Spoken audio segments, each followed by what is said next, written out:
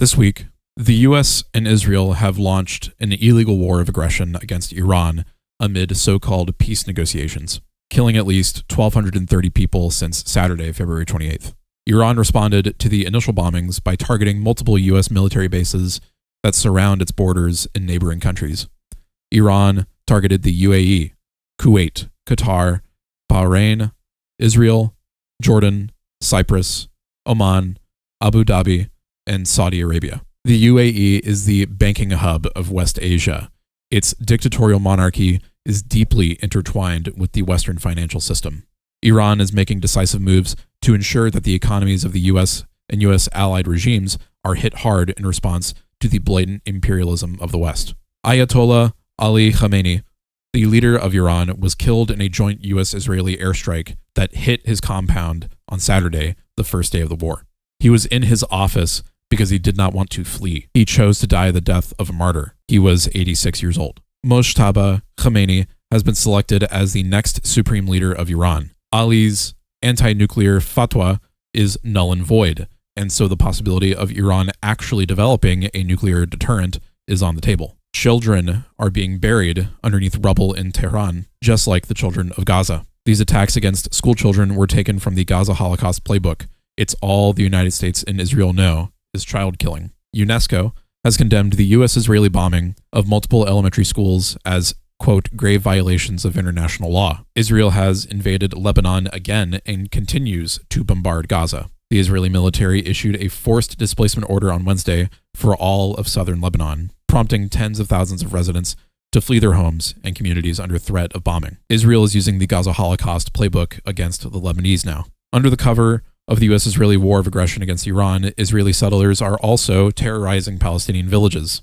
And just to add to all of this, the CIA is working with Kurdish groups in Iran to invade Iran from Iraq. There are also Kurdish militants in southeastern Turkey, which could potentially become pulled into the larger regional war. The Trump administration has been in active talks with Iranian opposition groups and Kurdish leaders in Iraq about providing them with military support. This is similar to what happened with Rojava in 2016 to 2019.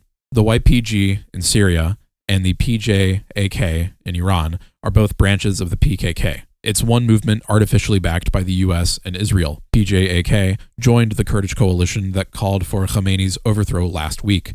This is all the orchestration of the CIA and US State Department. Be wary of narratives coming out in the weeks to come about so-called Kurdish liberation. The US is also choking Cuba's economy with a massive naval blockade in a blatant imperialist attempt to topple Cuba's revolutionary government. Bloomberg reports that Russia attempted to send an oil tanker to Cuba, but the US blockade forced the Russian tanker to turn around and head back the way it came. The Trump administration is also planning to allow energy companies to sell oil to private businesses in Cuba while maintaining the blockade, according to Latin Times.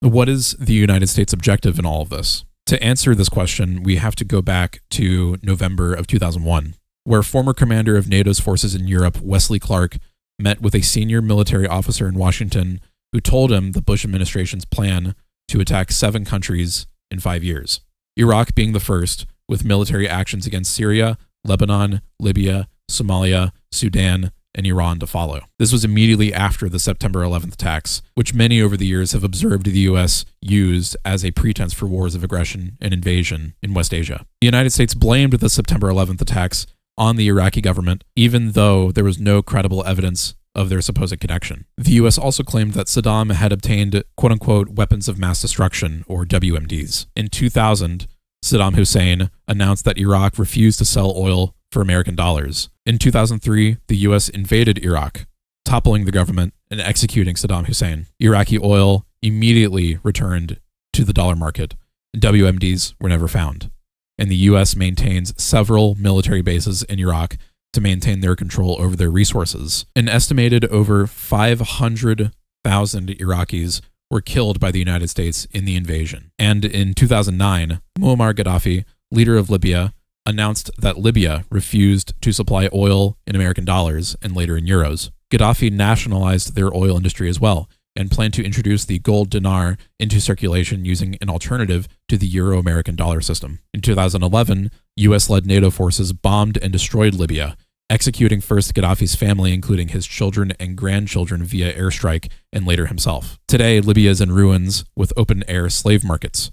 The plan to de-dollarize was drone-striked by the Obama administration on behalf of monopoly finance capital. Lebanon has been at near constant war with Israel, which has continuously served as a U.S. puppet and proxy in the region. In 2003, Ali Hussein Saleh, a member of the anti-imperialist Lebanese group Hezbollah, was assassinated in a car bomb blast in Beirut. In 2005, former Lebanese Prime Minister Rafik al-Hariri was assassinated in a car bomb blast in Beirut as well. His government was known for solidifying relations with the government of Syria at the time. Since the early 2000s and even back into the 1990s, the U.S. has been involved in military operations in Somalia. The CIA backed the Alliance for the Restoration of Peace and Counterterrorism in Somalia, which opposed the indigenous Islamic Courts Union during the ongoing Somali civil war. America also backed the Ethiopian invasion of Somalia following the Islamic Courts Union's consolidation of Mogadishu in June 2006. Now, why would the U.S. have a vested interest in the region of Somalia? They hold a strategic position close to Djibouti, bordering the Gulf of Aden and the Red Sea, along with Yemen, another perpetual target of United States bombing campaigns, particularly in the city of Sana'a, which we have covered previously on the channel. According to the International Trade Administration, Somalia has at least 30 billion barrels of oil and natural gas in both onshore and offshore basins. Western corporations and analysts estimate that Somalia could have up to 110 billion barrels, potentially surpassing Kuwait's reserves of 100 billion barrels of oil and natural gas. Venezuela has the world's largest proven oil reserves, sitting at an approximate 303.22 billion barrels. On September 8, 2017, Venezuelan President Nicolas Maduro announced plans to create a new international payment system and a currency basket to, quote, free itself from the dollar. Venezuela publicly refused to use the American dollar on the foreign exchange market. The country had just begun selling oil for the Chinese yuan, Russian ruble, and euros. It also applied to join BRICS, establishing a direct connection to China outside the SWIFT system. This is de-dollarization and a push for greater multipolarity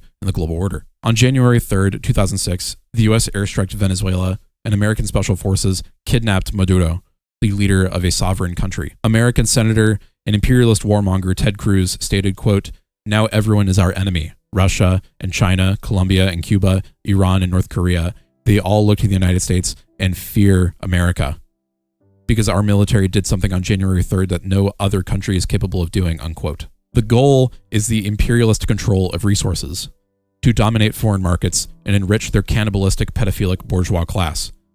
The US government is ultimately subservient to monopoly finance capital.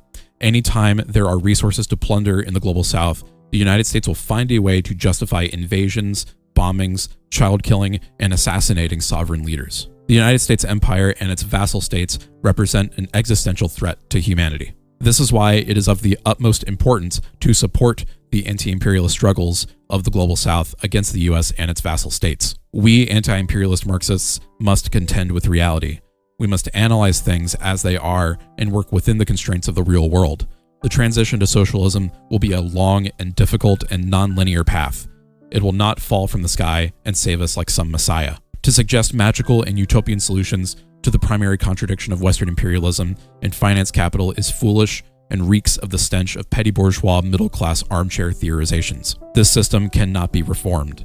It cannot be redeemed. And in order for the global south to be liberated from the imperialist clutches of the international financial system, we must support the actions of Iran, Russia, China, and other countries that pose a real material threat to the hegemony of the US empire. In order for the liberation of the people of the global south to be achieved, the expropriation of the global north is required. And to conclude, I will leave you off with a quote. In the final analysis, the economic development of the United States and need of its workers to maintain their standard of living means that our struggle for national liberation is not waged against a given social regime, but rather against the whole nation, bound as a block by the ironclad supreme law of common interest over their domination of the economic life of Latin America. Let us prepare then to fight against the entire people of the United States, for the fruit of victory will not be only economic liberation and social equality, but the acquisition of a new and very welcome younger brother, the proletariat of that country.